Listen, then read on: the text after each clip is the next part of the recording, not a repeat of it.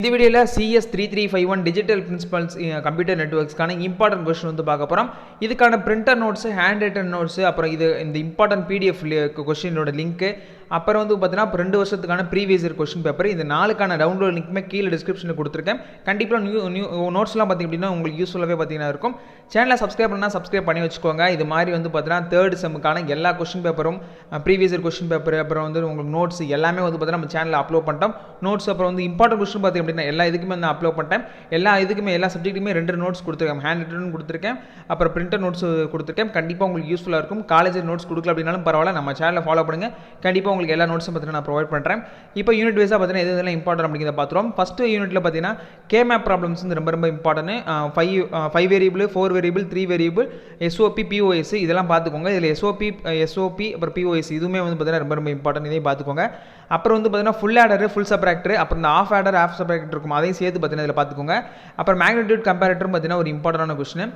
Unit 2 பொறுத்தளவு பார்த்தீங்கன்னா கண்டிப்பாக வந்துட்டு இது வந்து எங்கே சார் சொன்னது, ஃப்ளிப்லாப் வந்து கண்டிப்பாக வந்து ஒரு கொஸ்டின் இருக்கும் அப்படின்னு சொல்லியிருக்காரு. எப்போவுமே பார்த்தீங்கன்னா சொல்லுவார். அதனால் SK, JK, DD அப்போ DD இது எல்லாமே வந்து பார்த்தீங்கன்னா படிக்கிற மாதிரி இருக்கும். எல்லாத்தையும் படிச்சுக்கோங்க. அப்புறம் வந்து பார்த்தீங்கன்னா வேறு ஏதாவது ஃப்ளிப்லாப்பில் உங்களுக்கு இருந்துச்சுனாலும், சப்ரைடிங்ஸ் இருந்துச்சுனாலும் அதையும் பார்த்தீங்கன்னா படிச்சுக்கோங்க. அப்புறம் மோரே மீலி மாடல் அப்படின்னு ஒன்று இருக்கும், இதையுமே வந்து பார்த்தீங்கன்னா படிச்சுக்கோங்க. இது ஆல்ரெடி ஒன்று கேட்டிருக்காங்க, பட் இது ஒரு இம்பார்ட்டன்டான கொஸ்டின் தான். ஷிஃப்ட் ரிஜிஸ்டர்னு படிச்சுக்கோங்க. ஷிஃப்ட் ரிஜிஸ்டருக்கு சப்ஹெட்டிங்ஸ் இருந்தாலும் படிச்சுக்கோங்க. நான் சொல்கிற எல்லாத்துக்குமே சப்ஹெட்டிங் இருந்துச்சு அப்படின்னா கண்டிப்பாக படிக்க வேண்டியதாக இருக்கும்.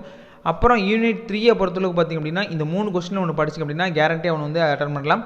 ஃபஸ்ட்டு கொஸ்டின் அப்படின்னா வேன் நியூமன் ஆர்கிடெக்சர், அப்புறம் இன்ஸ்ட்ரக்ஷன் ஷெட் ஆர்கிடெக்சர், இது வந்து ஒரு இம்பார்ட்டன்ட் கொஸ்டின். அட்ரஸ் மோடு இதுவுமே வந்து பார்த்தீங்கன்னா படிச்சுக்கோங்க. மேபி உங்களுக்கு டைம் கிடச்சிச்சுன்னா மட்டும் இந்த operations and operand of computer hardware instruction இது வந்து படிச்சுக்கோங்க. இது எல்லாமே டயக்ராம்ஸ் இருந்துச்சு அப்படின்னா கண்டிப்பாக வந்து படிச்சு போய்க்கோங்க. மேபி ஆப்ரேஷன் ஆப்ரண்ட்டுக்கு வந்து டயக்ராம் இருந்துச்சு அப்படின்னா கொஞ்சம் மேலோட்டமாக பார்த்துட்டு போய் அந்த டயக்ராம் வச்சு மேபி வந்துச்சு அப்படின்னா, பை சான்ஸ் மேலே உள்ளது வரல அப்படின்னா, மேக்ஸிமம் வந்துடும். பை சான்ஸ் வரல அப்படின்னா கீழே அந்த கொஸ்டினை வச்சு கொஞ்சம் மேனேஜ் பண்ண பார்க்கலாம் டயக்ராம் தெரிஞ்சு அப்படின்னா.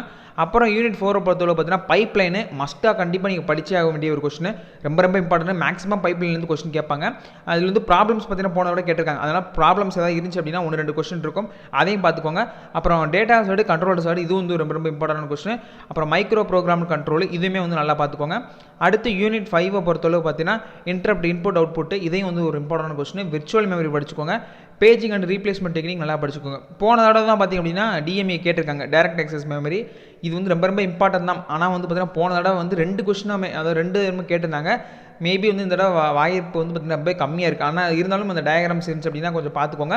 இந்த சப்ஜெக்டை பொறுத்தளவு பார்த்தீங்கன்னா அதிகமாக ஸ்கோர் பண்ணணும் அப்படின்னா கண்டிப்பாக டயக்ராம்ஸ் எல்லாமே நல்லா பார்த்துக்கோங்க. ஈஸியாக பார்த்தீங்கன்னா ஸ்கோர் பண்ண முடியும். இன்டெகிரேட்டட் லேப் அப்படின்னாலே ஈஸியாக ஸ்கோர் பண்ண முடியும்.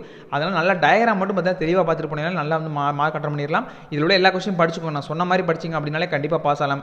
எனக்கு ரொம்பலாம் டைம் இல்லை ப்ரோ அப்படின்னா மட்டும் இந்த ரெட் கலரை மட்டும் கொஞ்சம் நல்லா கான்சன்ட்ரேட் பண்ணி படிங்க. நான் சொன்னது அப்புறம் ஏதாவது இருக்கும்ல அதையும் சேர்த்து படிச்சுக்கோங்க.